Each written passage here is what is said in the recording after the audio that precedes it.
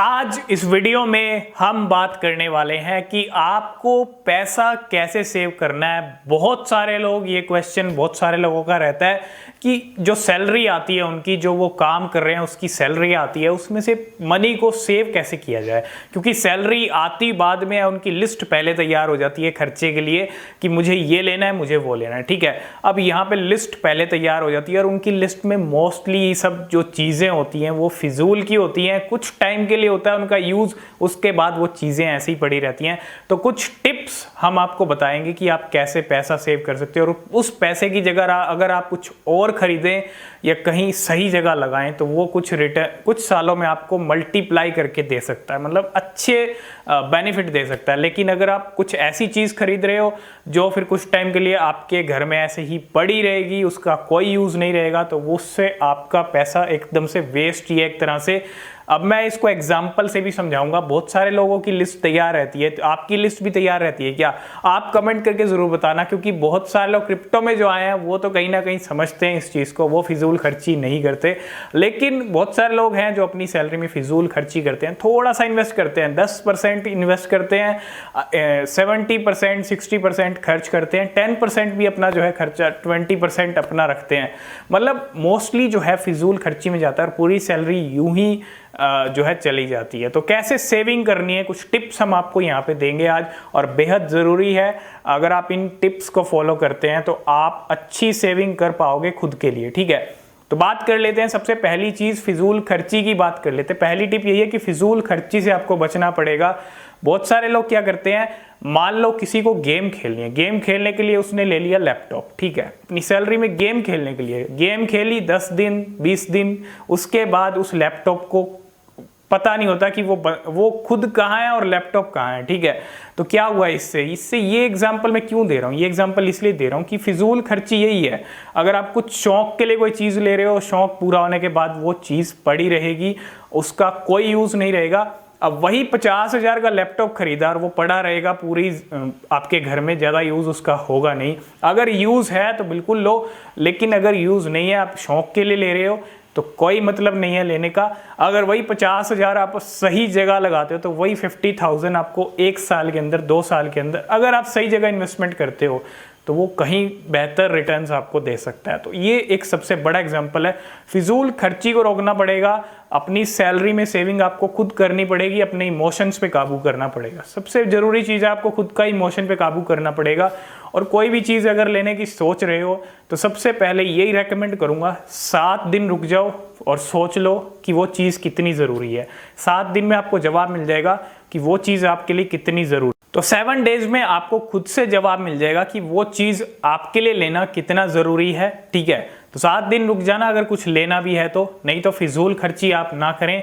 और फिजूल खर्ची आप तभी रोक पाओगे, आपके इमोशंस पे भी काबू होना चाहिए। ठीक है, बहुत सारे लोग इमोशंस में बह जाते हैं कि अब मेरी सैलरी आई है तो मैं ये चीज़ लूँगा, वो चीज़ लूँगा, तो ये इमोशंस ही होते हैं। अगर उन चीज़ का आपको ज़रूरत है, देखो ज़रूरत की बात अलग होती है। अगर किसी चीज़ की आपको ज़रूरत है वो चीज़ अलग है, लेकिन जिस चीज़ की ज़रूरत नहीं है ज़्यादा, जिस चीज़ के बिना काम चल सकता है, जिस चीज़ के बिना, मतलब जो चीज़ आप ले रहे हो वो कुछ टाइम के बाद ऐसी ही पड़ी रहेगी, आप खुद सोचो कि उस चीज़ का क्या मतलब है जो ऐसी ही पड़ी रहेगी और आप इतनी महंगी कोई चीज़ ले भी रहे हो, उस चीज़ को आप नेग्लेक्ट करो। वही होता है एक सबसे बड़ा रीज़न।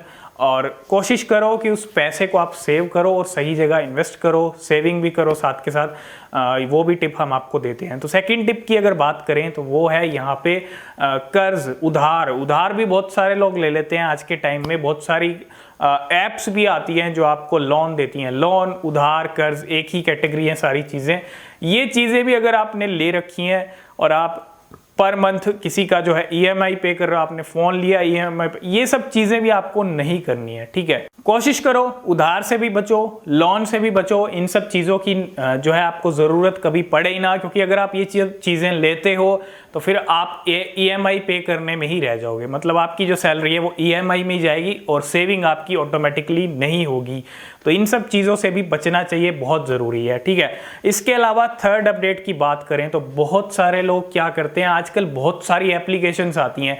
मैं सब लोगों की बात नहीं कर रहा हूँ, कुछ लोग हैं जो बहुत सारी एप्लीकेशंस आती हैं जो मेंबरशिप देती हैं आपको, मेंबरशिप लेते हैं फालतू की, है ना, बहुत सारी ऐप्स के अंदर आप गेम खेलते हो, वहाँ भी आपको जो है रिचार्ज करना पड़ता है गेम्स के लिए।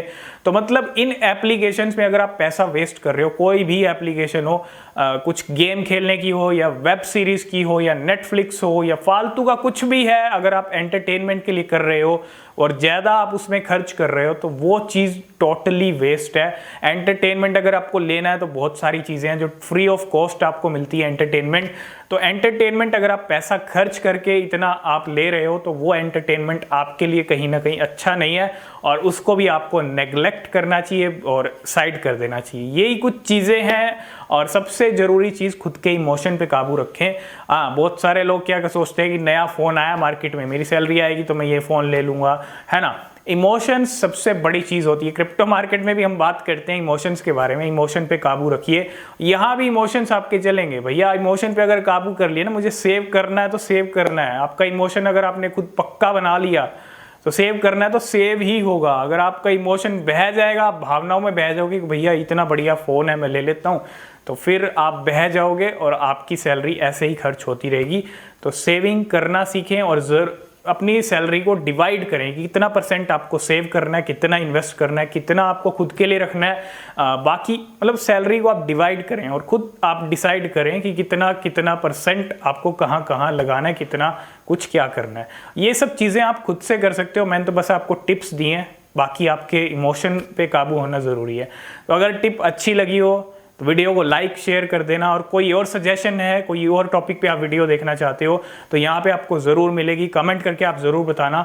और हम ऐसी कोशिश करते हैं कुछ यूज़फुल, इंफॉर्मेशनल, नॉलेजेबल वीडियोस आपके लिए लेके आएँ जिससे आपको कहीं ना कहीं बेनिफिट मिले फ्यूचर में, ठीक है, और आपकी लाइफ में ये चीज़ें हेल्प करें आपको, ठीक है।